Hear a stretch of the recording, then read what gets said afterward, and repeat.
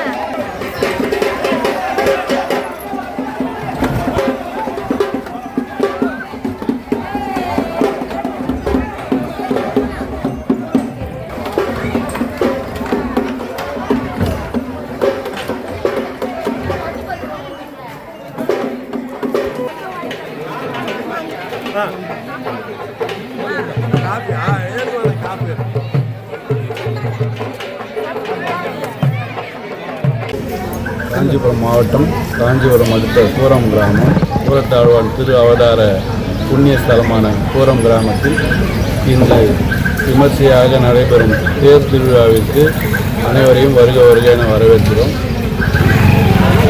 பிறந்து வளர்ந்து அரசாட்சி செய்த இந்த மண்ணில் அவதார திருநாள் அன்று 10 நாள் உற்சவமும் இன்று தேர் திருவிழாவும் நாளை சாட்டுமுறை நிகழ்ச்சியும் நடைபெற உள்ளதால் அனைவரும் பொதுமக்கள் அனைவரும் குடும்பத்தோடு வந்து ஆழ்வாரின் அருள் பெறுமாறு சிறப்பித்து ஆழ்வாரின் அருள் பெறுமாறு கேட்டுக்கொள்கிறோம். ஆயிரக்கணக்கான பக்தர்கள் இன்று கிராமத்தில் குழுமி தேரினை வடம் பிடித்து இன்று சிறப்பு செய்து வருகிறது. நாளை இரவு சாற்று முறையும் அதே போல் நடக்கும், வெகு விமர்சையாக நடக்கும். சுற்றியுள்ள